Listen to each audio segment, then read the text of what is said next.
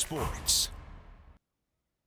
Good morning, everyone. The #1 ranked Georgia Bulldogs knocked off in-state rival Georgia Tech Saturday to finish the regular season 12-0. Georgia only led 10-7 at the half, but the Dogs outscored the Yellow Jackets 27-7 in the second half to win this one 37-14.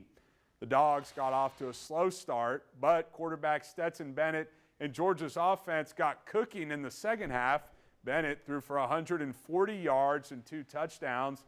Georgia running back Kenny McIntosh also had a big game, rushing for 86 yards and 1 touchdown, while also hauling in 2 passes for 96 yards. The Dogs take on LSU in the SEC championship game next Saturday in Atlanta.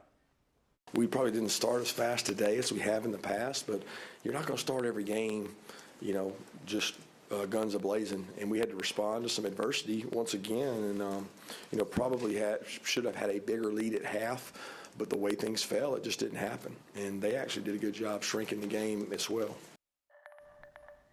Jags head coach Doug Peterson says the team's goals are still in front of them with 7 games left in the regular season. Despite the team's 3-7 record, he believes they can make the playoffs if they get back to rushing the passer and creating turnovers on defense.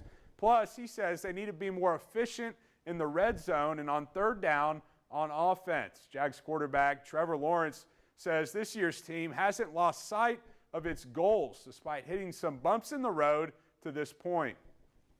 I'm encouraged by the attitude of the team. I think they're in the right frame of mind, and anything's possible. I've seen it. I've experienced it in this league. You get a little luck on your side.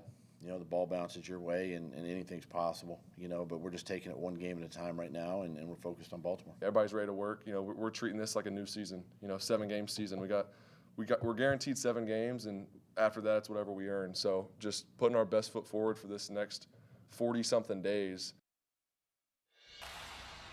The Edward Waters Tigers men's basketball team hit the road to Ohio Saturday to play Central State in their second game of the regular season. Get things going here in the first half. Central State up 19-5, but EWU's Felix Hayes swishes the three-pointer.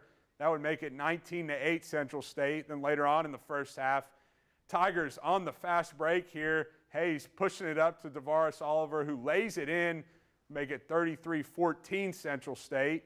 And then a little bit later on there in the first half, Central State's up 37-17 when Hayes gets his rebound there for the Tigers, steps back beyond the three-point line and drills the three, make it 37-20 Central State. The Marauders, too much for EWU. The Tigers were down 32 in the second half before trimming the Central State lead to 1 with 13 seconds left.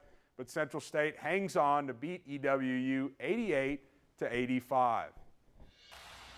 The Icemen took on the Savannah Ghost Pirates last night for the first time ever at VyStar Memorial Arena. Savannah had a 3-1 lead heading into the third period, but the Icemen cut the lead down to 3-2 with 3 minutes and 42 seconds left. However, the Ghost Pirates hung on to win it 3-2 over the Icemen, who will be back at home next Saturday versus Orlando. All right, and check this out. We have 7 high school football teams still alive in the playoffs between Northeast Florida and Southeast Georgia. Here's a look at who's playing next Friday night. In Florida, Bowls at American Heritage, Hawthorne versus Bluntstown. Union County will head to Northview. Columbia on the road at Lake Wales. University Christian, they'll be at home taking on Clearwater Central Catholic. And Bradford will be hosting Cocoa in Stark. And in Georgia, the only team left up there, those Ware County Gators, they'll be hosting Dutchtown next Friday night. Hashtag Team Sideline. Our good buddy and diehard Noles fan, James Coleman, you see right there, celebrating FSU's big win Friday night over the Florida Gators there on the field at Doak Campbell. After the game, James and the Noles fans soaking that one in. It was the Noles' first win over the Gators in 5 years. So as you could tell, James and all those Seminoles fans were fired up there as they were celebrating on the field after that big win. And folks, remember to post your photos and videos on social media using the hashtag #TeamSideline. And those Miami Hurricanes were looking to get their 6th win, become bowl eligible Saturday night. Unfortunately, they lost to Pitt. One bright spot, though, Providence School grad, Jacksonville native Will Mallory, who led the Canes in receiving this year. He got in the end zone last night, had over 100 yards receiving on the night. So way to go, Will, representing the First Coast well. Hope y'all have a great Sunday. See y'all soon. Hey, take a look outside because